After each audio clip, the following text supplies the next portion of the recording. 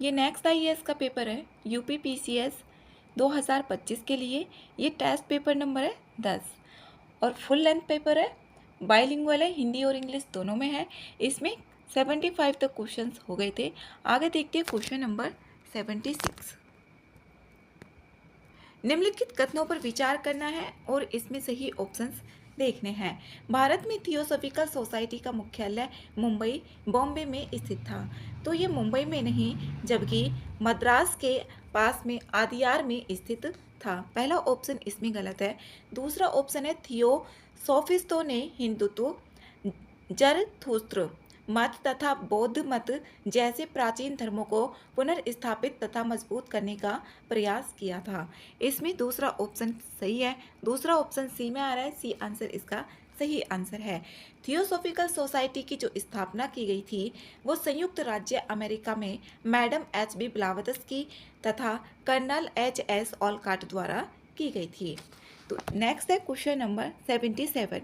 कबीर के संदर्भ में देखना है और इसमें गलत ऑप्शंस बताने हैं। पहला ऑप्शन है, कबीर ने वेदांत दर्शन से प्रभावित होकर सत्य को अदृश्य, निराकार, ब्रह्मांड और आत्मन कहा। इसमें यहाँ पर पहला ऑप्शन सही है। दूसरा ऑप्शन है, कबीर ने बीजक की रचना की थी। दूसरा ऑप्शन भी इसमें सही है, लेकिन यहाँ पर गलत ऑप्शन हमें देखना है, तो इसमें कोई सा भी गलत नहीं है। डी ऑप्शन इसका सही आंसर होगा, ना तो एक नहीं दो। नेक्स्ट है 78। दीनबंधु मित्र ने अपना नाटक नील दर्पण किस विषय वस्तु के संदर्भ में लिखा था? ये लिखा था नील उत्पादक किसानों के उत्पीड़न। डी आंसर इसमें सही है।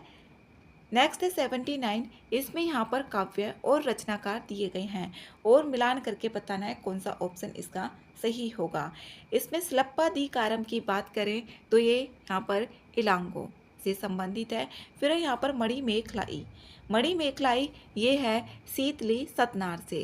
इसमें पहला होगा मेघदूतम, ये मेघदूतम है कालिदास और रामायण वाल्मीकि। तो इसमें जो आंसर होगा इसका सी आंसर सही है। नेक्स्ट है 80। 80 में है निम्नलिखित घटनाओं को उनके कालानुक्रम में व्यवस्थित करना है। इसमें यहाँ पर देखें असहयोग तथा खिलाफत आंदोलन।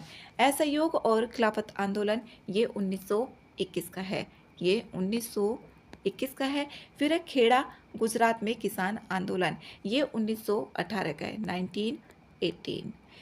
रोलेट एक्ट, जो रोलेट एक्ट है ये मार्च अप्रैल 1919 का है, ये 1919 का है। फिर बारदोली में किसान आंदोलन, ये 1928 में हुआ था। जो बारदोली में किसान आंदोलन हुआ था गुजरात में 1928 में। तो इसमें मिलान करना है। पहले नंबर पे जो होगा दूसरा होगा, दूसरे के बाद तीसरा होगा, दूसरा तीसरा पहला, दूसरा तीसरा पहला और फिर चौथा सी में आ रहा है, सी आंसर इसका सही आंसर है। नेक्स्ट है 81। 19वीं सदी में बुनकरों द्वारा तैयार भारतीय कपड़े के संदर्भ में निम्नलिखित कथनों पर विचार कीजिए और इसमें यहाँ पर सही ऑप्शंस देखने हैं। पहला ऑप्शन है 19वीं सदी की शुरुआत में ब्रिटिश सरकार ने भारत से आने वाले कपड़े पर भारी सीमा शुल्क थोप दिए थे। इसमें पहला ऑप्शन सही है।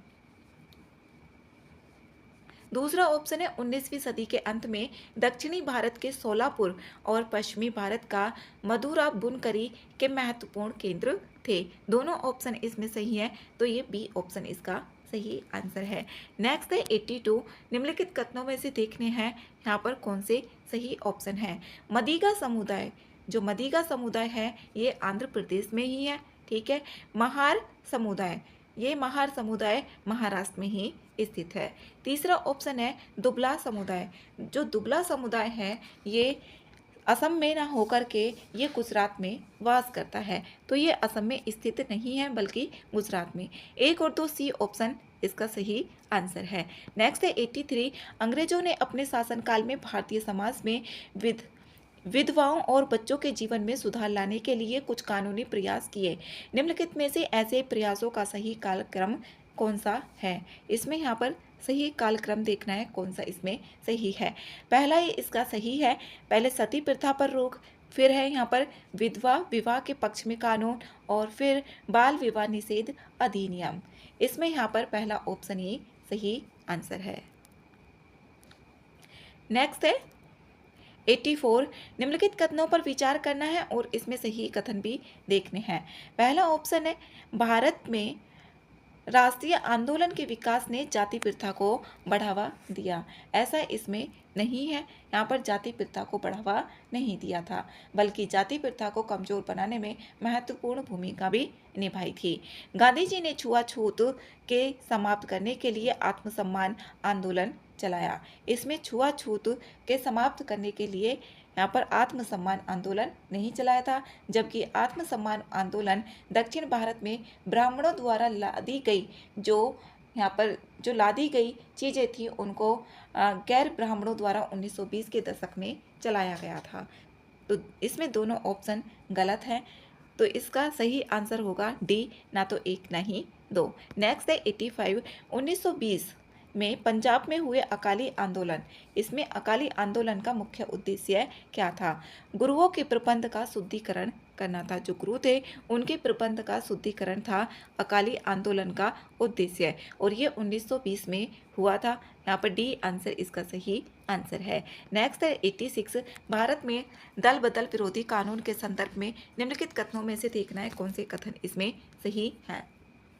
पहला संविधान की 10वीं अनुसूची में दल बदल विरोधी कानून शामिल है, जिसे 54वें संविधान संशोधन अधिनियम 1985 द्वारा जोड़ा गया था। इसमें पहला ऑप्शन इसका गलत है। ये 1985 में, यहाँ पर 54वें संविधान संशोधन में नहीं बल्कि 52वें संविधान संशोधन अधिनियम में। दूसरा ऑप्शन है सदन का कोई मनोनीत सदस्य यदि नामांकन के 6 महीने बाद किसी राजनीतिक दल में शामिल हो जाता है तो उसे अयोग्य घोषित किया जा सकता है। ठीक है, ये अगर 6 महीने के बाद वो शामिल होता है तो उसको अयोग्य घोषित किया जाएगा। दूसरा ऑप्शन ठीक है, दूसरा ऑप्शन सी में आ रहा है, सी आंसर इसमें सही आंसर होगा। नेक्स्ट है 87 भारतीय संविधान के आर्टिकल 21 के संदर्भ में देखना है और इसमें देखना है कौन से कथन गलत है। गलत ऑप्शन इसमें बताना है।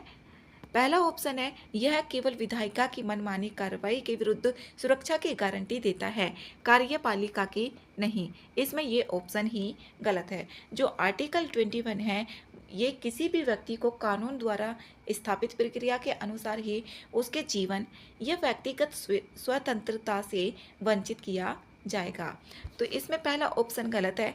दूसरा ऑप्शन है आर्टिकल 21 का दायरा बढ़ाकर इसमें स्वच्छ पर्यावरण और आजीविका का अधिकार भी शामिल कर दिया गया है। दूसरा ऑप्शन ठीक है। दूसरा ऑप्शन देखें किस में आ रहा है, तो दूसरा ऑप्शन इसमें बी में आ रहा है, लेकिन इसमें गलत ऑप्शन पूछा गया है, तो गलत जो होगा आंसर ए ही गलत होगा। नेक्स्ट है 87 भारतीय संविधान के आर्टिकल 21 के संदर्भ में निम्नलिखित कथनों पर विचार करना है और इसमें यहाँ पर गलत ऑप्शन देखने हैं। यह केवल विधायिका की मनमानी कार्रवाई के विरुद्ध सुरक्षा की गारंटी देता है, कार्यपालिका की नहीं। ये ऑप्शन इसमें गलत है। इसमें यहाँ पर पहला ऑप्शन गलत है। दूसरा ऑप्शन है आर्टिकल 21 का दायरा बढ़ाकर इसमें स्वच्छ पर्यावरण और आजीविका का अधिकार भी शामिल कर दिया गया। दूसरा ऑप्शन इसमें सही है। इसमें यहाँ पर व्यक्ति शब्द में नागरिक और गैर नागरिक विदेशी दोनों शामिल हैं। जो आर्टिकल 21 भारतीय भूमि पर रहने वाले प्रत्येक व्यक्ति पर ये लागू होता है। इसमें यहाँ पर दूसरा ऑप्शन सही है, पहला ऑप्शन गलत है। तो गलत ऑप्शन इसमें बताना है, ए आंसर इसका सही आंसर होगा।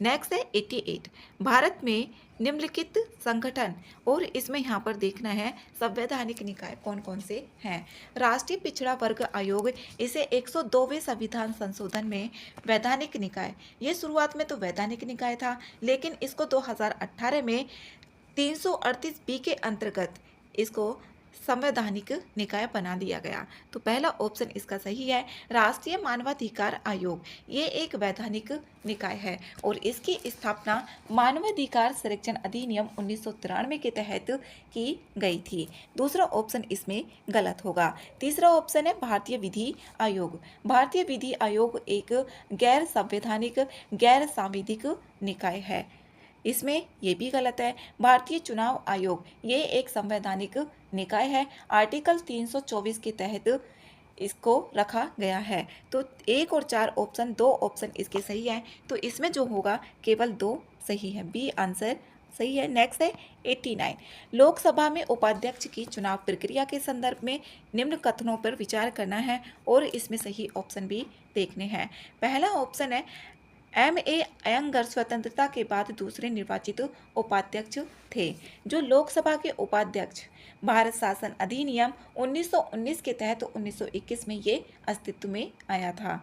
इसमें यहाँ पर जो M.A. अयंगर हैं ये स्वतंत्रता के बाद पहले निर्वाचित उपाध्यक्ष थे, ना कि ये दूसरे थे। तो पहला ऑप्शन इसमें गलत है। दूसरा ऑप्शन है संविधान का आर्टिकल 93 में लोकसभा के अध्यक्ष और उपाध्यक्ष के चुनाव का यहाँ पर प्रावधान किया गया है। ये ऑप्शन इसमें सही है। दूसरा ऑप्शन है आर्टिकल 95 के अनुसार अध्यक्ष की अनुपस्थिति या रिक्ति की स्थिति में उपाध्यक्ष उसके कर्तव्यों का निर्वहन करता है। इसमें दो कथन ठीक है, तो केवल दो आंसर इसका सही आंसर होगा। नेक्स्ट है क्वेश्चन नंबर 90। इसमें देखना है गलत ऑप्शन कौन सा है। राज्यसभा की अध्यक्षता उपराष्ट्रपति करता है, लेकिन वह राज्यसभा का सदस्य नहीं होता है। इसमें पहला ऑप्शन तो सही है ये। दूसरा है उपराष्ट्रपति के पद के लिए न्यूनतम जो आयु सीमा होती है वो 30 वर्ष होना अनिवार्य होता है। इसमें ये ऑप्शन गलत है। इसमें यहाँ पर उपराष्ट्रपति के लिए 35 वर्ष की जो आयु है वो होनी चाहिए न्यूनतम आयु, ना कि इसमें 30 वर्ष होनी चाहिए। तो इसका जो आंसर गलत है वो बी गलत है, नहीं पूछा गया है कौन सा गलत है, बी आंसर है। नेक्स्ट है 91, भारत के राष्ट्रपति के संदर्भ में निम्नलिखित कथनों पर विचार करना है और इसमें सही कथन भी देखने हैं। पहला ऑप्शन है भारतीय संविधान का आर्टिकल 54 राष्ट्रपति के चुनाव से संबंधित है। इसमें पहला ऑप्शन ठीक है, जो 54 है ये राष्ट्रपति के चुनाव से संबंधित है। दूसरा ऑप्शन है राष्ट्रपति कार्यनिर्वहन अधिनियम 1969 के अनुसार यदि राष्ट्रपति और उपराष्ट्रपति दोनों के पद रिक्त हों तो भारत के मुख्य न्यायाधीश राष्ट्रपति के रूप में कार्य करेंगे। ठीक है, दूसरा ऑप्शन भी, तो इसमें दोनों ऑप्शन सही है, ए आंसर इसका सही आंसर है। नेक्स्ट है 92। इसमें यहाँ पर देखना है कौन से कथन सही है। सही ऑप्शन बताना है। प्रधानमंत्री नरेंद्र मोदी ने 10 दिसंबर 2021 को नए संसद भवन की आधारशिला रखी थी। इसमें ये 10 दिसंबर 2020 को, यहाँ पर 2020 में ना कि 2021 में रखी गई थी, तो ये ऑप्शन इसमें गलत है। ये 2020 होता तो सही होता।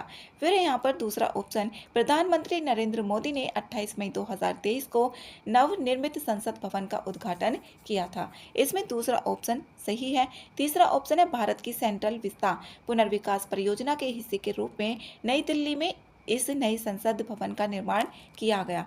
दूसरा और तीसरा दो ऑप्शन इसमें सही है, तो बी आंसर इसका सही आंसर होगा। 92 का इसमें बी है। नेक्स्ट है 93, ट्रांसजेंडर व्यक्ति अधिकारों का संरक्षण अधिनियम 2019 के संदर्भ में इसमें सही कथन देखना है। पहला ऑप्शन है यह अधिनियम ट्रांसजेंडर व्यक्तियों को अनिवार्य चिकित्सा जांच के बाद ही अपना लिंग स्वयं पहचानने की अनुमति देता है। इसमें यहाँ पर पहला ऑप्शन गलत है।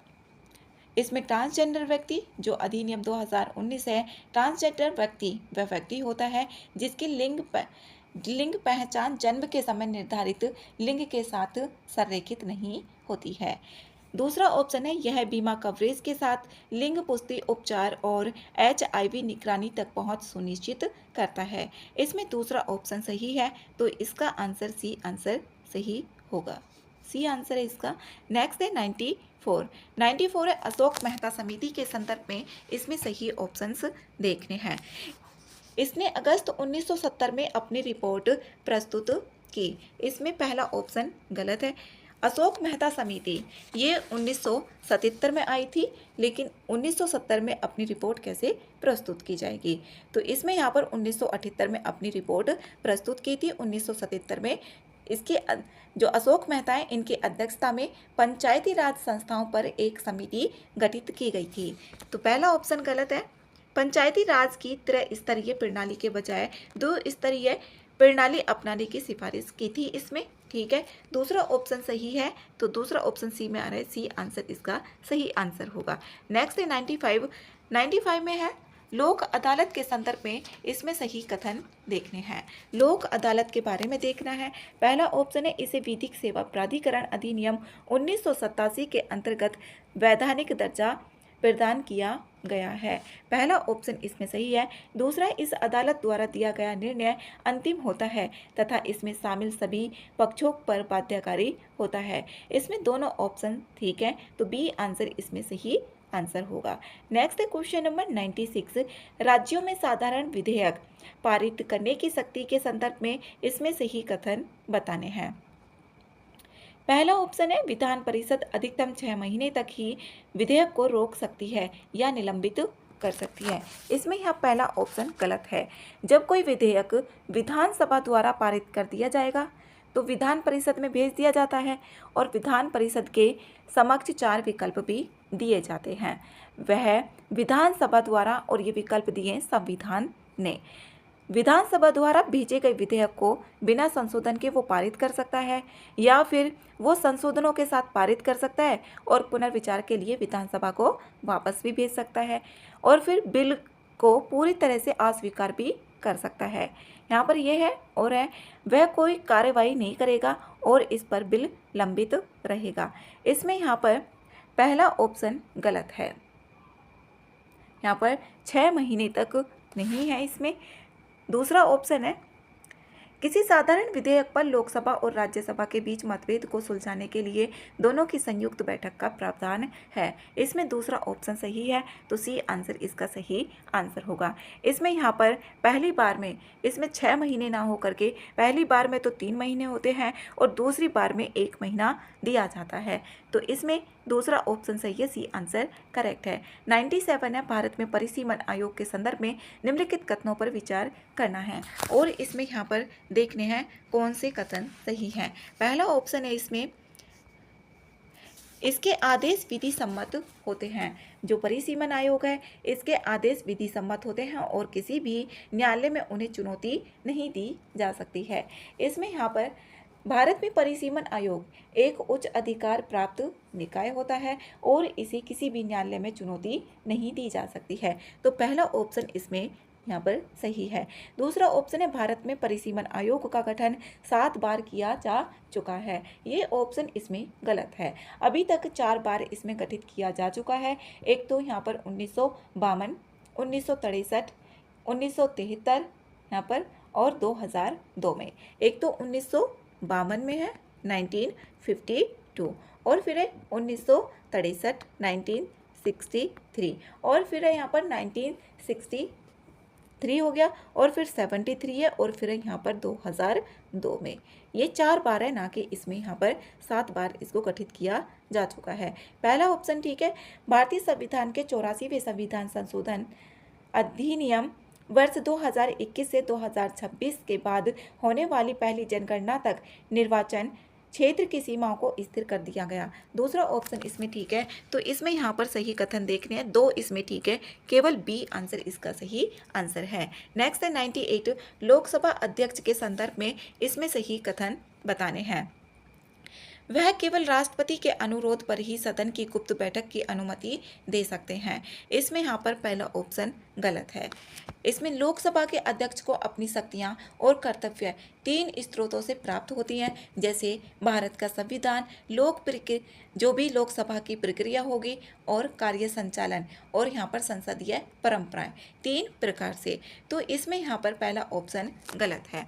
दूसरा ऑप्शन है, वह यह निर्णय करता है कि जब कोई विधेयक धन विधेयक है या नहीं, इस प्रश्न का उसका अंतिम निर्णय होता है। ये ऑप्शन इसमें सही है, तो दूसरा ऑप्शन इसमें सही है। इसमें यहाँ पर बी आंसर इसका सही आंसर होगा। इसमें यहाँ पर वह सदन के नेता के अनुरोध पर सदन की गुप्त बैठक की अनुमति भी देता है, तो यहाँ पर केवल राष्ट्रपति के अनुरोध पर नहीं है, ये सदन के नेता के अनुरोध पर भी गुप्त बैठक की अनुमति दे सकता है। बी आंसर इसका सही आंसर है।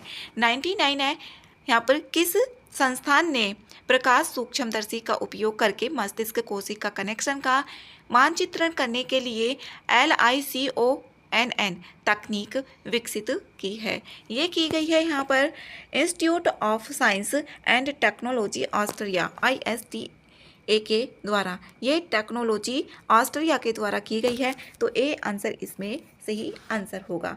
नेक्स्ट है 100 भारत में संसद के संबंध में सही कथन इसमें बताने हैं। पहला ऑप्शन है संविधान का भाग 6 संसद के संगठन और संरचना से संबंधित है। इसमें यहाँ पर पहला ऑप्शन गलत है। इसमें ये भाग 5 है, ना कि भाग 6 है। और आर्टिकल 79 से है ये 122।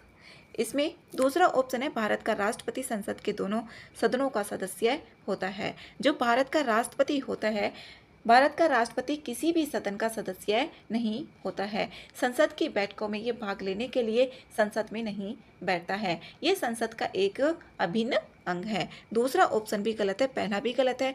राज्यसभा निचला सदन है, लोकसभा उच्च सदन है। राज्यसभा यहाँ पर इसमें उल्टा करके दे दिया गया है। राज्यसभा जो होता है बड़ों का सदन या दूसरा सदन इसको बोला जाता है, जबकि लोकसभा को निम्न सदन, प्रथम सदन या लोकप्रिय सदन भी बोला जाता है। तीनों ऑप्शन इसमें गलत है। सही ऑप्शन पूछा गया है, तो डी आंसर इसका सही आंसर है। नेक्स्ट है 101।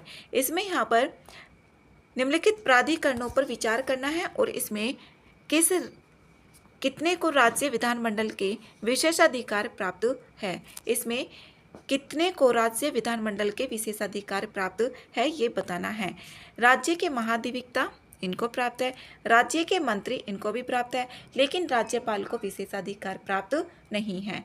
तो यहाँ पर 1 और 2 ऑप्शन आ रहा है सी में, तो सी आंसर इसका सही आंसर होगा। नेक्स्ट है 102। निम्नलिखित में से किसने सुझाव दिया कि राष्ट्रपति के महाभियोग की प्रक्रिया आवश्यक संशोधन के साथ राज्यपालों के महाभियोग के लिए भी लागू की जा सकती है। ये दिया था पुंछी आयोग जो 2007 का था। तो इसमें यहाँ पर सिफारिश की गई थी राष्ट्रपति के महाभियोग की प्रक्रिया जो राज्यपालों के महाभियोग पर भी लागू की जा सकती है। पुंछी आयोग में बताया गया था। डी आंसर इसका सही आंसर है। 103 है विधान परिषदों की जो संरचना है इसके संदर्भ में विचार करना है और इसमें सही ऑप्शंस भी बताने हैं। पहला ऑप्शन है विधान परिषद का अधिकतम सदस्य संख्या विधानसभा के कुल सदस्य संख्या की 2/3 तथा न्यूनतम सदस्य संख्या 40 निर्धारित की गई है। इसमें यहाँ पर पहला ऑप्शन गलत है।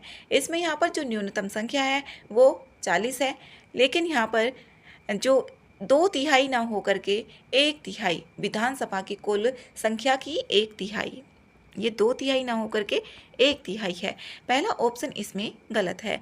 परिषद की वास्तविक संख्या सदस्य संख्या संसद द्वारा निर्धारित की जाती है। इसमें दूसरा ऑप्शन सही है। विधान परिषद के कुल सदस्यों में से 5/6 अप्रत्यक्ष रूप से निर्वाचित होते हैं, जबकि 1/6 राज्यपाल द्वारा मनोनीत होते हैं। इसमें 2 और 3 ऑप्शन ठीक है, तो सी आंसर इसका सही आंसर होगा। नेक्स्ट है 104। 73वें संविधान संशोधन अधिनियम 1992 के संदर्भ में देखना है और इसमें सही ऑप्शन बताने हैं। इस अधिनियम द्वारा भारत के संविधान में एक नया भाग 9 जोड़ा गया था, ना कि इसमें 9A जोड़ा गया। तो पहला ऑप्शन इसमें गलत है। इसने संविधान में 11वीं अनुसूची जोड़ी, जिसमें आर्टिकल 243G के अंतर्गत पंचायतों के 29 कार्य सूचीबद्ध किए गए। दूसरा ऑप्शन इसमें सही है। यह सहभागी लोकतंत्र को प्रतिनिधि लोकतंत्र में स्थानांतरित करता है। यह ऑप्शन इसमें गलत है। ये प्रतिनिधि लोकतंत्र को सहभागी लोकतंत्र में स्थानांतरित करता है। 2 ऑप्शन इसमें गलत है, 1 सही है, तो ए आंसर इसका सही आंसर होगा। नेक्स्ट है 105। भारत में नागरिकता के संदर्भ में निम्नलिखित कथनों पर विचार करना है और इसमें सही ऑप्शन देखने हैं। संविधान का आर्टिकल 9 दोहरी नागरिकता पर प्रतिबंध लगाता है, जिसके परिणाम स्वरूप विदेशी नागरिकता प्राप्त करने पर भारतीय नागरिकता स्वतः समाप्त हो जाती है। इसमें यहाँ पर सही ऑप्शन देखने, पहला ऑप्शन इसका सही है। भारत के विदेशी नागरिक जो OCI का दर्जा भारतीय संविधान द्वारा के तहत किया जाता है। इसमें दूसरा ऑप्शन गलत है। पहला ऑप्शन इसमें सही है, तो बी आंसर इसका सही होगा। जो भारत के विदेशी नागरिक हैं, ओसीआई का दर्जा नागरिकता अधिनियम 1955 के तहत दिया जाता है, ना कि भारतीय संविधान के द्वारा। इसमें भारतीय संविधान के द्वारा बोला गया है, जबकि ये नागरिकता अधिनियम 1955 के तहत है, तो बी आंसर इसमें सही है। नेक्स्ट है 106 गुरुत्वाकर्षण बल के संदर्भ में इसमें गलत ऑप्शन बताने हैं। यह नियम सभी पिंडों पर लागू होता है, चाहे वे विश्व में कहीं भी हो। तो इसमें यहाँ पर गलत देखना है, सही है पहला ऑप्शन। गुरुत्वाकर्षण बल एक क्षीण बल है, दूसरा ऑप्शन भी सही है, लेकिन इसमें गलत ऑप्शन देखना है, तो ना तो 1 होगा ना ही 2 होगा। डी आंसर इसमें सही है। नेक्स्ट है 107 निम्नलिखित युग्मों पर परमाणु रिएक्टर के प्रकार और इधर प्रयुक्त ईंधन दिए हुए हैं, देखना है इसमें कितने कथन इसमें सुमेलित हो रहे हैं। पहला ऑप्शन है इसमें दाब युक्त भारी जल रिएक्टर, ये प्राकृतिक यूरेनियम इससे संबंधित है, ठीक है। Fast breeder reactor FBR thorium 232, ये इसमें यहाँ पर गलत है। जो यहाँ पर FBR जो थोरियम का दिया हुआ है, ये ऑप्शन गलत है। और उन्नत भारी जल रिएक्टर AHWR, ये मिश्रित ऑक्साइड, ये इस पर आधारित नहीं है। इसमें यहाँ पर पहला है जो FBR, ये यहाँ पर FBR है MOX ईंधन, प्लूटोनियम और यूरेनियम का मिश्रण होता है। फिर यहाँ पर इसमें उन्नत भारी जल रिएक्टर, ये एक श्रृंखला अभिक्रिया को बनाए रखने में जो उपजाऊ पदार्थ थोरियम 232 के साथ यूरेनियम 233 विखंडनीय खोज, जो विखंडनीय बीज है, उसका उपयोग करने के लिए डिज़ाइन किया जाता है। केवल एक ही ठीक है, ए आंसर इसका सही आंसर है।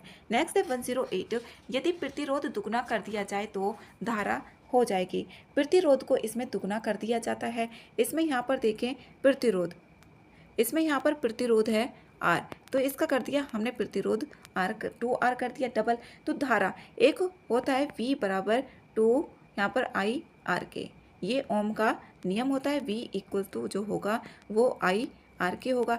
तो इसमें धारा कितनी हो जाएगी ये बताना है। तो इसमें यहाँ पर जो R है इसको 2R कर दिया, इसमें 2R कर दिया जाता है, इसमें 2R कर दिया, तो V1 इसको मान लेते हैं, लेकिन इसमें बोला है समान ही हमें मानना पड़ेगा। तो धारा देखेंगे I1 इसको मान लेते हैं, और इसको V1 बराबर भी V है, और V2 भी कैसा होगा V होगा। इसमें यहाँ पर I2 मान लेते हैं, और इसमें हो गया ये 2R। इसको हमने डिवाइड किया तो ये दोनों तो कैंसिल हो जाएंगे, V है, और यहाँ पर R भी कैंसिल हो जाएंगे। तो I1 बराबर जो हो जाएगा यहाँ पर, इसमें 2 है, यहाँ पर I1 बराबर हो जाएगा 2I2 के। तो I2 जो हो जाएगी इसमें यहाँ पर I2, यहाँ पर पहली तो I1 थी, यहाँ पर I1 बराबर 2I2 आया है। ये धारा है, ये धारा पहली I1 थी, और दूसरी जो धारा है वो I2 है। I2 हो जाएगी यहाँ पर I1, और इसके ये आधी, क्योंकि 2 इसके नीचे चला गया, तो ये कितनी हो जाएगी यहाँ पर I2 आधी हो जाएगी, जो I2 होगी यहाँ पर आधी, 1/2।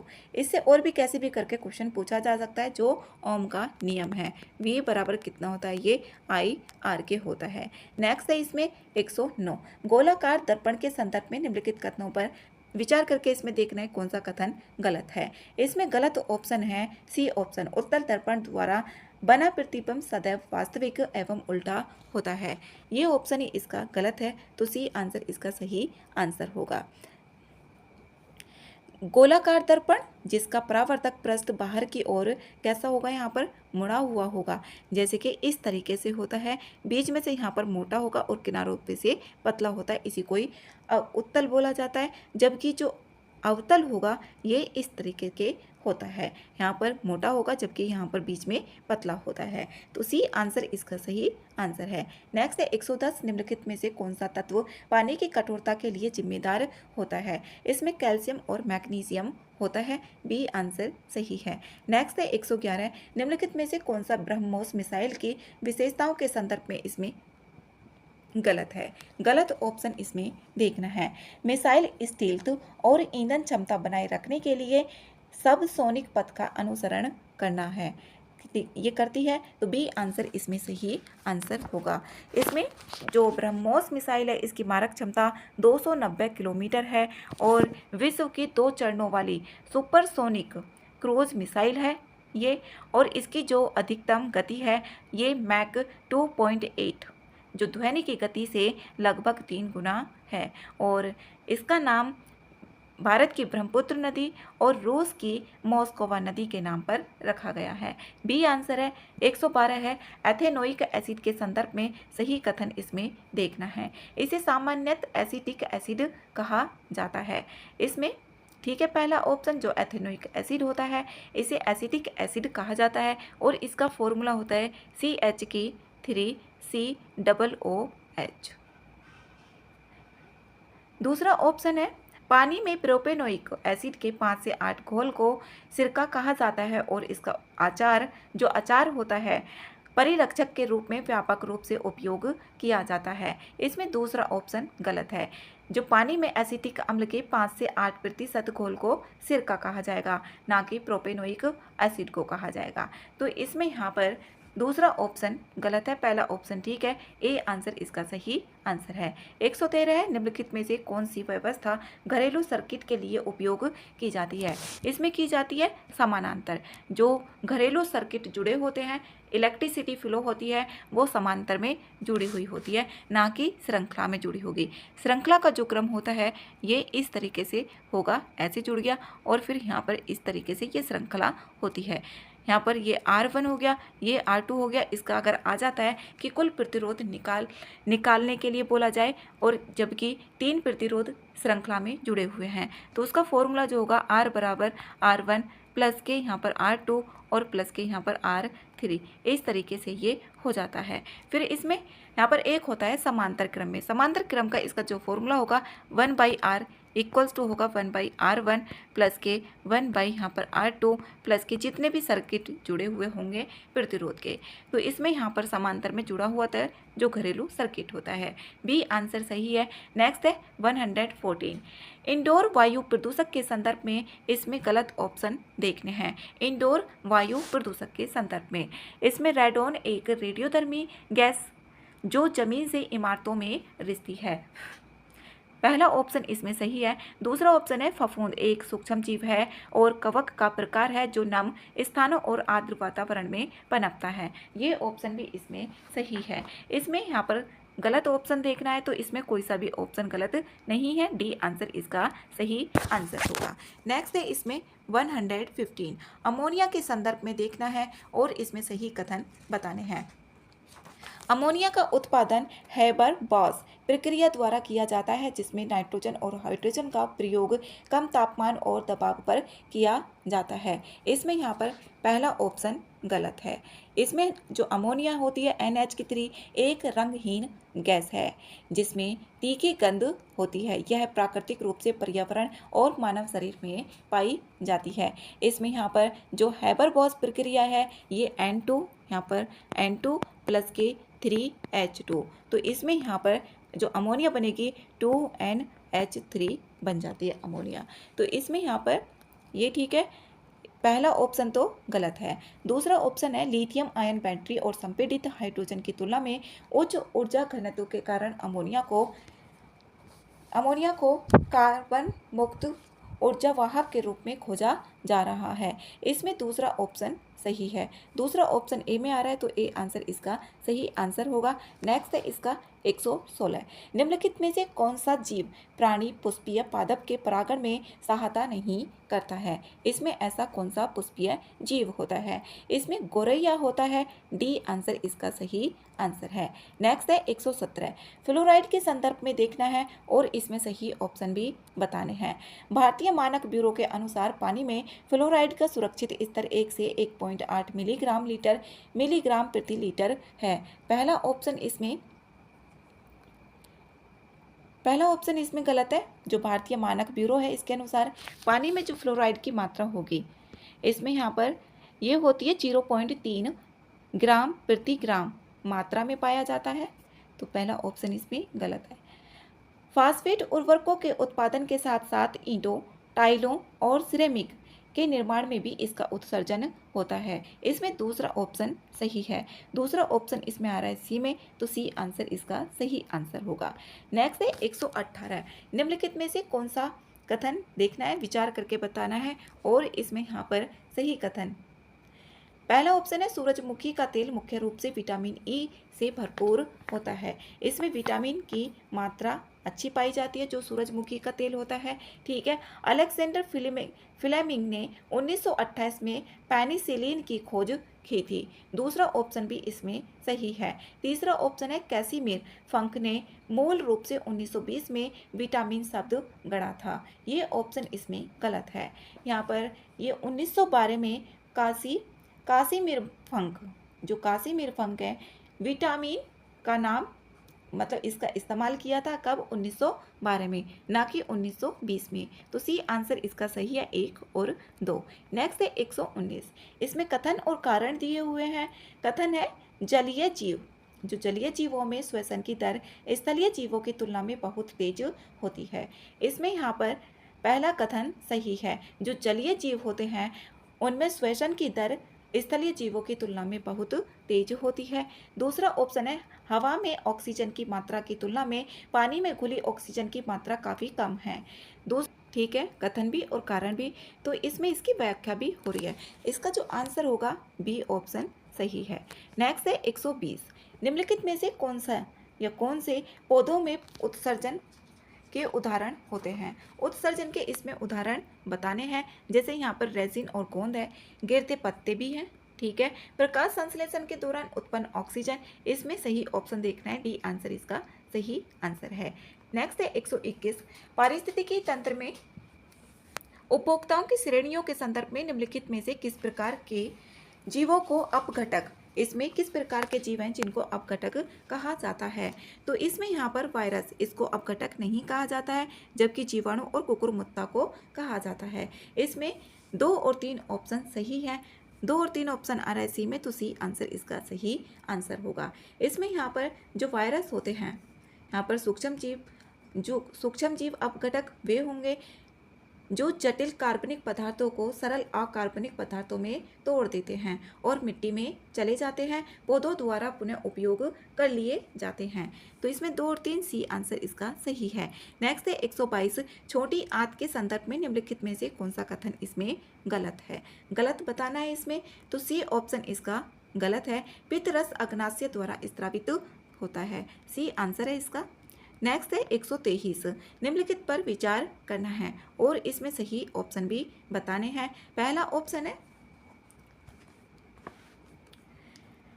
टार्डीग्रेड सूक्ष्म 8 पैरों वाले जीव हैं जो अत्यधिक गर्मी, ठंड, विकिरण, उच्च दबाव, यहाँ तक कि अंतरिक्ष के निर्वात में भी जीवित रहने के लिए जाने जाते हैं। इसमें यहाँ पर पहला ऑप्शन सही है। दूसरा है टार्डीग्रेड्स पशु उत्तकों पर निर्भर रहते हैं और मुख्यतः शुष्क रेगिस्तानी क्षेत्रों में पाए जाते हैं, ये ऑप्शन इसमें गलत है। टार्डीग्रेड जो 1 केल्विन माइनस के 273 डिग्री सेंटीग्रेड से लेकर 420 केल्विन 150 डिग्री सेंटीग्रेड तक का तापमान, गहरे समुद्रों में मौजूद दबाव से 6 गुना अधिक दबाव और अंतरिक्ष के निर्वात में भी ये जीवित रह सकते हैं। दूसरा ऑप्शन इसमें गलत है। पहला ऑप्शन ही इसका सही है। तो इसमें जो आंसर होगा केवल 1 बी में आ रहा है, बी आंसर है। नेक्स्ट है 124। निम्नलिखित में से कौन सा कथन इसमें गलत है, गलत ऑप्शन इसमें बताना है। गलत है इसमें सी, हृदय वाल्व के कारण हृदय से रक्त 2 दिशाओं में बहता है, सी आंसर इसका सही आंसर है। नेक्स्ट है 125। बेस एडिटिंग तकनीक के संदर्भ में निम्नलिखित कथनों पर विचार करना है और इसमें यहाँ पर सही ऑप्शन भी देखने हैं। इसमें पहला ऑप्शन है, इसमें आनुवांशिक सुधार के लिए डीएनए में दोहरे स्ट्रैंड ब्रेक बनाना शामिल है। इसमें यहाँ पर जो डीएनए होता है डबल स्ट्रैंड ब्रेक बनाता है, तो इसमें दोहरे बनाता है। ठीक है, पहला ऑप्शन। तो दूसरा है यह अनपेक्षित उत्परिवर्तनों के जोखिम को कम करता है और सटीकता में सुधार भी लाता है। इसमें यहाँ पर जो अनपेक्षित उत्परिवर्तन है उसके जोखिम को कम करेगा, और सटीकता में सुधार भी लाता है। दूसरा ऑप्शन भी ठीक है। यह है यहाँ पर है, यह संपादन के लिए कैसनाइन प्रोटीन और बेस संशोधित एंजाइम के संयोजन का उपयोग करता है। इसमें जो क्षार संशोधन एंजाइम होगा उसके संलयन का उपयोग करेगा। तो इसमें यहाँ पर इसका तीसरा ऑप्शन यहाँ पर गलत है। जो दोषपूर्ण साइटोसिन होते हैं थाइमिन में बदलता है ये, और आनुवांशिक रोगों के कारण ये बनते हैं। तो पहला और दूसरा ऑप्शन इसमें सही है। तो इसमें यहाँ पर जो आंसर होगा केवल 2 ऑप्शन इसका सही है। नेक्स्ट है 126, रोगाणुरोधी प्रतिरोध AMR के संदर्भ में निम्नलिखित कथनों पर विचार करना है और इसमें सही ऑप्शन भी बताने हैं। मनुष्यों और पशुओं में एंटीबायोटिक दवाओं का अत्यधिक उपयोग और दुरुपयोग भारत में AMR के बढ़ने का एक प्रमुख कारण है। इसमें पहला ऑप्शन सही है। एंटीबायोटिक अपशिष्ट को मिट्टी और पानी में डालने से दवा प्रतिरोधी सुपर बग्स को बढ़ने में मदद मिलती है, जिससे AMR का प्रसार तेज हो जाता है। दोनों ऑप्शन सही है। सी आंसर इसका सही आंसर है। 127 से एवियन इन्फ्लुएंजा के संदर्भ में इसमें सही कथन बताना है। इन्फ्लुएंजा के संदर्भ में देखना है, यह एवियन इन्फ्लुएंजा ए वायरस के कारण होने वाला एक अत्यधिक संक्रामक रोग है जो जंगली और घरेलू दोनों पक्षियों को प्रभावित करता है। इसमें ठीक है, ये दोनों को करता है, घरेलू को भी और यहाँ पर जो जंगली होते हैं। दूसरा ऑप्शन है, इसका पहला मानव मामला 1990 में हांगकांग में रिपोर्ट किया गया था। ये ऑप्शन इसमें गलत है। ये पहली बार यहाँ पर नहीं किया गया था। ये आंध्र प्रदेश में बर्ड फ्लू वायरस से एक व्यक्ति की मौत हुई थी। 2021 के बाद H5N1 से भारत में दर्ज की गई दूसरी मानव मृत्यु थी। तो इसमें यहाँ पर पहला जो मामला दर्ज किया गया था 1997 में किया गया था, ना कि 1990 में किया गया था। दूसरा ऑप्शन गलत है, पहला ऑप्शन ठीक है। तो ए आंसर इसका सही आंसर है। 128 जीनोम अनुक्रमण के संदर्भ में इसमें सही कथन देखना है और इसमें सही कथन बताने हैं। पहला ऑप्शन है, जीनोम अनुक्रमण महामारी के दौरान संक्रामक रोगों के प्रसार और उत्परिवर्तन पर नजर रखने में सहायता करता है। पहला ऑप्शन इसमें सही है। दूसरा ऑप्शन है, संपूर्ण जीनोम अनुक्रमण केवल कोडिंग क्षेत्रों में डिकोड करता है, जबकि एक्सोम अनुक्रमण पूरे जीनोम को कवर करता है। इसमें यहाँ पर दूसरा ऑप्शन गलत है। पहला ऑप्शन इसका सही है, तो बी आंसर इसमें सही आंसर होगा। और जो आनुवांशिक उत्परिवर्तनों और विकारों की पहचान करने में ये मदद करता है। महामारियों और सर्वव्यापी जो महामारी के दौरान वायरस और बैक्टीरिया जैसे संक्रामक कारकों के प्रसार, उत्परिवर्तन और विकास पर नज़र रखने के लिए भी जो जीनोम अनुक्रमण होता है ये महत्वपूर्ण होता है। पहला ऑप्शन सही है, तो बी आंसर इसका सही है। नेक्स्ट है 129। इसमें सूची 1 और सूची 2 दी गई हैं। इसमें सूची 1 है समस्थानिक और इसमें यहाँ पर इसके उपयोग दिए गए हैं। तो इसमें मिलान भी करना है। इसमें कार्बन 14 की बात करें तो ये होगा पुरातात्विक नमूनों का काल निर्धारण। दूसरा होगा फिर यहाँ पर आयोडीन 131, ये इसमें थायराइड रोगों के उपचार के लिए है। कोबाल्ट 60 की बात करें तो कोबाल्ट 60 इसमें विकिरण चिकित्सा के माध्यम से जो कैंसर है उसका यहाँ पर उपचार, और इसमें एक इसका यहाँ पर ये 235 ये परमाणु ईंधन और हथियार में प्रयोग किया जाएगा। तो सी आंसर इसमें सही आंसर होगा। 129 का आंसर इसमें सी है। नेक्स्ट है 130। निम्नलिखित कथनों पर विचार करना है और इसमें कौन से कथन गलत हैं। गलत ऑप्शन इसमें देखने हैं। साइनोबैक्टीरिया एकमात्र प्रोकैरियोट्स थे जो ऑक्सीजनिक प्रकाश संश्लेषण में सक्षम थे और उन्हें व्यापक रूप से महान ऑक्सीकरण घटना के लिए जिम्मेदार माना जाता है। इसमें यहाँ पर सही है पहला ऑप्शन, ये एकमात्र प्रोकैरियोट्स थे।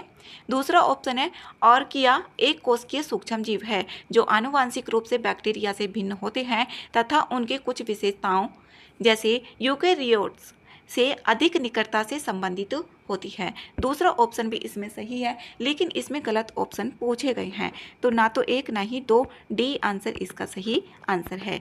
नेक्स्ट है 131। इसमें सूची 1 और सूची 2 दी गई है और दर्रे और स्थिति दी गई है कहाँ पर ये सही है। इसमें यहाँ पर देखते हैं कोट दिए गए हैं।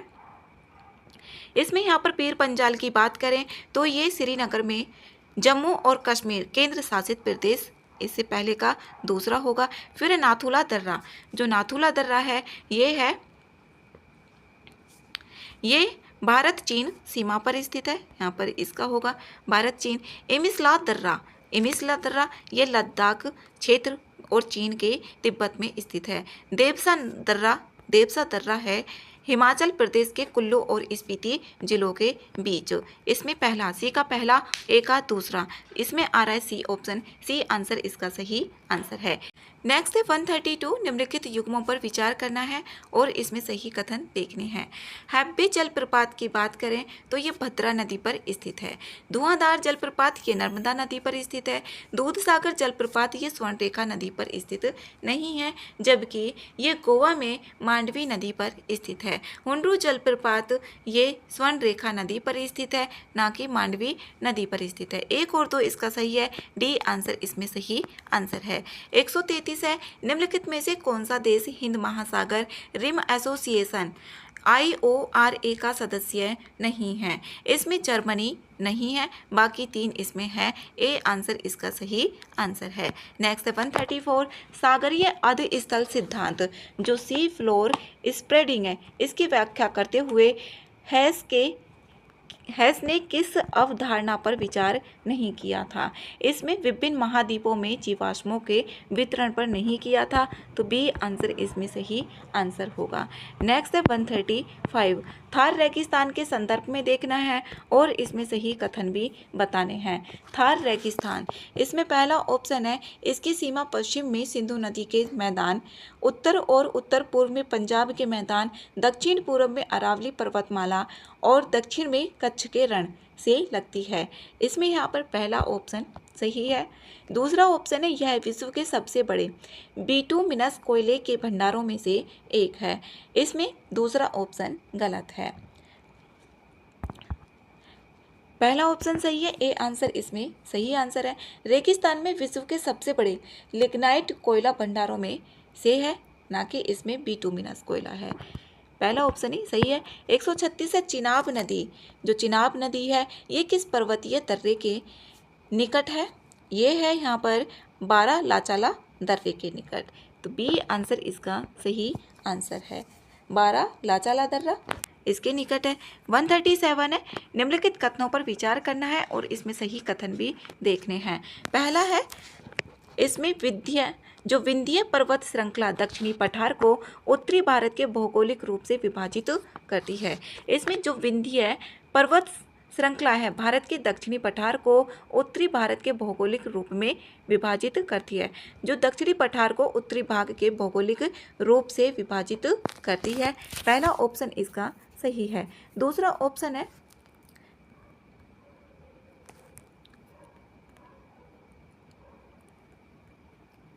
भारत का सर्वोच्च पर्वत शिखर माउंट गॉडविन ऑस्टिन या K2 पाक अधिकृत भारतीय भूभाग में पीर पंजाल श्रेणी पर अवस्थित है। ये यहाँ पर जो K2 है ये काराकोरम श्रेणी पर अवस्थित है, ना कि पीर पंजाल पर अवस्थित है। तो दूसरा ऑप्शन इसमें गलत है। दिल्ली में स्थित राष्ट्रपति भवन रायसीना पहाड़ी पर ही बना हुआ है, जो अरावली पर्वत श्रृंखला का भाग है। 1 और 3 ऑप्शन इसमें सही है, तो बी आंसर इसका सही होगा, केवल 2। नेक्स्ट है 138। 138 है, बादल फटने के संदर्भ में देखना है, सही कथन बताने हैं। इसमें यहाँ पर पहला ऑप्शन है यह तब होता है जब पर्वत श्रृंखला के ऊपर की ओर उड़ती नम हवा गर्म हो जाती है, जिससे हवा के विपरीत दिशा में भारी वर्षा भी इसमें होती है।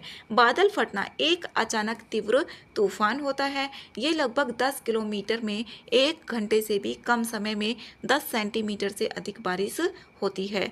साथ में ओले और गरज भी इसमें हो सकती है। पहाड़ी इलाकों में खासकर हिमालय में बादल फटना एक आम बात है। तो इसमें यहाँ पर पहला ऑप्शन तो सही है।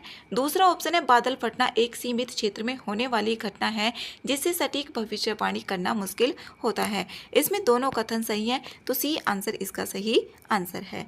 नेक्स्ट है इसमें 139 सावरा जनजाति के बारे में देखना है और इसमें सही कथन भी बताने हैं।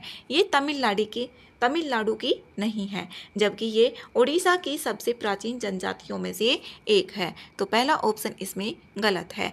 दूसरा ऑप्शन है, इसके दो उपसमूह हैं, सुधा साउरा जो मैदानी इलाकों में गीली खेती करते हैं और लॉन्स या साउरा जो पहाड़ियों में झूम खेती पर निर्भर होते हैं। दूसरा ऑप्शन इसमें सही है, तो बी आंसर इसका सही आंसर है। 140 है, सूची 1 और सूची 2 दी गई है और इसमें यहाँ पर मिलान करके बताना है कौन सा सही होगा। जो मैथन बांध है, मैथन बांध ये बराकर नदी पर स्थित है, ये पहले का तीसरा, तो बी आंसर ही इसका सही है। और इसमें मैटूर बांध ये कावेरी नदी पर है, इंदिरा सागर ये है नर्मदा पर, नागार्जुन सागर बांध ये कृष्णा नदी पर है।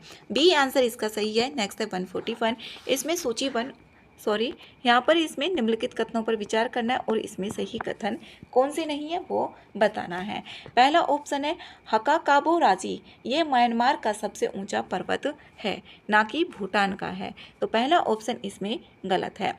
गंगखर पू एन सम म्यांमार का सबसे ऊंचा पर्वत है, इसमें यहाँ पर दूसरा ऑप्शन भी गलत है। जो गंगखर पुनसुम है ये भूटान का सबसे ऊंचा पर्वत है, इसको इस तरीके से दे दिया रिवर्स करके, तो दोनों ऑप्शन इसके गलत है। सी आंसर इसमें सही आंसर है। 142 है, निम्नलिखित में से किस या किन सेलों का निर्माण दाब, आयतन एवं तापमान में परिवर्तन की प्रक्रिया के फलस्वरूप होता है? ये होता है कायांतरित सेल के द्वारा। सी आंसर इसमें सही आंसर होगा। नेक्स्ट है इसमें 143 है, निम्नलिखित कथनों पर विचार करना है और इसमें सही ऑप्शन भी देखने हैं। इसमें पहला ऑप्शन दिया हुआ है, जिन क्षेत्रों में भूकंपीय तरंगें अभिलेखित हो जाती हैं उन क्षेत्रों में भूकंपीय छाया क्षेत्र कहा जाता है। इसमें पहला ऑप्शन ठीक है, जिन क्षेत्रों में भूकंपीय तरंगें अभिलेखित हो जाएंगी, जैसे कि यहाँ पर इस क्षेत्र में हो गए, तो उसी क्षेत्र को क्या कहा जाएगा? भूकंपीय छाया क्षेत्र कहा जाएगा। पी तरंगों का छाया क्षेत्र एस तरंगों के छाया क्षेत्र से अधिक विस्तृत होता है, इसमें यहाँ पर गलत है दूसरा ऑप्शन। जो पी तरंगों का छाया क्षेत्र होता है एस तरंगों के छाया क्षेत्र से अधिक विस्तृत नहीं होता है। इसमें जो एस तरंगें होती हैं 105 डिग्री से पूरे क्षेत्र में एस तरंगें नहीं पहुंचती हैं और एस तरंगों का छाया क्षेत्र पी तरंगों के छाया क्षेत्र से अधिक विस्तृत होता है। पहला ऑप्शन इसमें सही है, तो ए आंसर इसका सही आंसर होगा। नेक्स्ट है 144 है, इसमें कौन सी विशेषताएं काली मृदा से संबंधित है? सही कथन इसमें बताना है। काली मृदा लंबे समय तक नमी को बनाए रखती हैं। जो काली मृदा है इसमें यहाँ पर नमी के धीमे अवशोषण और नमी के धीमे क्षय की विशेषता होती है। इसमें यहाँ पर पहला ऑप्शन तो ठीक है। दूसरा ऑप्शन है, काली मृदा में फास्फोरस, नाइट्रोजन और जैव पदार्थों की इसमें अधिकता होती है। दूसरा ऑप्शन इसमें गलत है। इसमें काली मृदा जो होगी फास्फोरस, नाइट्रोजन और जैव पदार्थों की अधिकता नहीं होती है। पहला ऑप्शन ही इसका सही है, तो ए आंसर इसका सही आंसर होगा। 145 है, एटालीन जल विद्युत परियोजना के संदर्भ में इसमें सही कथन बताना है। पहला ऑप्शन है, यह असम में स्थित एक रन ऑफ द रिवर जल विद्युत परियोजना है, ये असम में नहीं है, इसमें पहला ऑप्शन गलत है। दूसरा ऑप्शन है, इसमें दिबांग नदी की सहायक नदियों पर बांधों का निर्माण शामिल है, दूसरा ऑप्शन इसमें सही है। इस परियोजना में 2 गुरुत्वाकर्षण बांध शामिल हैं, एक ड्री नदी पर और दूसरा तालो टांगोन नदी पर है। दोनों दिबांग नदी जो ब्रह्मपुत्र की सहायक नदियां हैं इस पर है और ये पर्यावरण, वन और जलवायु परिवर्तन मंत्रालय के तहत वन सलाहकार समिति 3097 मेगावाट की एटालीन रन ऑफ द रिवर जल विद्युत परियोजना के लिए इसको स्वीकृति दे दी गई है और ये पूर्वी हिमालय के भीतर है, अरुणाचल प्रदेश की दिबांग घाटी में, ना कि असम में। दूसरा ऑप्शन सही है, दूसरा ऑप्शन सी में आ रहा है, सी आंसर इसका सही आंसर है। नेक्स्ट है इसमें 146, माउंट एटना के बारे में देखना है। तो इसमें यह यूरोप का सबसे बड़ा और विश्व का सबसे सक्रिय ज्वालामुखियों में से एक है। ठीक है, यह यूरोप का सबसे बड़ा है और विश्व के जो सबसे सक्रिय ज्वालामुखी है उसमें से एक है। पहला ऑप्शन इसमें सही है। दूसरा ऑप्शन है, यह भूमध्य सागर में सिसिली के तट पर स्थित है, दूसरा ऑप्शन इसमें गलत है। ये भूमध्य सागर में सिसिली के पूर्वी तट पर स्थित और इटली का एक हिस्सा है। ये भूमध्य सागर में है और सिसिली के पूर्वी तट पर है। तो इसमें यहाँ पर सही कथन देखना है। यहाँ पर इसमें दक्षिणी तट दे दिया, अगर इसके प्लेस पर पूर्वी तट होता तो ये सही होता। इसमें केवल एक ही ठीक है, तो बी आंसर इसका सही आंसर होगा। नेक्स्ट है 147, अमेजन बेसिन के संदर्भ में देखना है और इसमें कौन सा कथन सही है वो बताना है। पहला ऑप्शन है यह ब्राजील, पेरू, कोलंबिया और इक्वेडोर के विपरीत वितरित एक सीमा पारिक बेसिन है। इसमें यहाँ पर पहला ऑप्शन सही है। दूसरा ऑप्शन है यह वर्तमान में विश्व की दूसरी सबसे बड़ी नदी बेसिन है। दूसरा ऑप्शन इसमें गलत है। जो अमेजन बेसिन है यह वर्तमान में विश्व की दूसरी सबसे बड़ी नदी बेसिन नहीं है। विश्व के सर्वाधिक जो बड़ी नदी बेसिन है यही है और दक्षिण अमेरिका क्षेत्र में 1/3 से अधिक भाग पर विस्तृत है। तो दूसरा ऑप्शन इसमें गलत है। तीसरा ऑप्शन है इस बेसिन में विश्व का सर्वाधिक जैव विविधता भी पाया जाता है। 1 और 3 इसमें आ रहा है सी में, सी ऑप्शन इसका सही आंसर है। 148 है पनामा नहर और इसमें यहाँ पर सही कथन देखने हैं। पहला ऑप्शन है यह अटलांटिक महासागर और प्रशांत महासागर को आपस में जोड़ती है। इसमें यहाँ पर पहला ऑप्शन सही है। अटलांटिक महासागर और प्रशांत महासागर दोनों को ये जोड़ती है। पनामा नहर पनामा में स्थित है जो 82 किलोमीटर लंबा एक कृत्रिम जलमार्ग है। इसमें पूछा भी जा सकता है ये कृत्रिम है या प्राकृतिक है, जो अटलांटिक और प्रशांत महासागर को जोड़ती है। दूसरा है इस नहर का निर्माण जो किया गया था ये 15 अगस्त 1914 को किया गया था, ना कि इसमें 1910 में। तो इसका केवल एक ही ठीक होगा, बी आंसर इसका सही आंसर है। नेक्स्ट है 149, शाहिद रजाई बंदरगाह के संदर्भ में निम्नलिखित कथनों में से देखना है सही कथन इसमें बताना है। यह ईरान का सबसे बड़ा और सबसे उन्नत वाणिज्यिक बंदरगाह है जो हार्मुज जलडमरू मध्य के पास स्थित है। इसमें यहाँ पर पहला ऑप्शन सही है। दूसरा ऑप्शन है यह अंतर्राष्ट्रीय उत्तर दक्षिण परिवहन गलियारा INSTC का हिस्सा है जो ईरान, रूस और भारत के बीच एक त्रिपक्षीय समझौता है। 1 और 2 दोनों ठीक है, तो सी आंसर इसका सही आंसर है। नेक्स्ट है 150 है महासागरीय धाराओं और वैश्विक जल संसाधनों पर उनके प्रभाव के संदर्भ में निम्नलिखित कथनों पर विचार करना है, सही कथन इसमें बताना है। पहला ऑप्शन है महासागरीय धाराएं ग्रह पर ऊष्मा के पुनर्वितरण में महत्वपूर्ण भूमिका निभाती हैं तथा क्षेत्रीय जलवायु को प्रभावित करती हैं। इसमें यहाँ पर पहला ऑप्शन तो ठीक है। थर्मोहेलिन परिसंचरण मुख्य रूप से भूमध्य क्षेत्र में हवा के पैटर्न द्वारा संचालित होता है। जो थर्मोहेलिन परिसंचरण होता है ये पानी के तापमान और लवणता में अंतर से संचालित होता है, ना कि ये हवा से होता है। पहला ऑप्शन ठीक है, पहला ऑप्शन सी में आ रहा है, सी आंसर इसका सही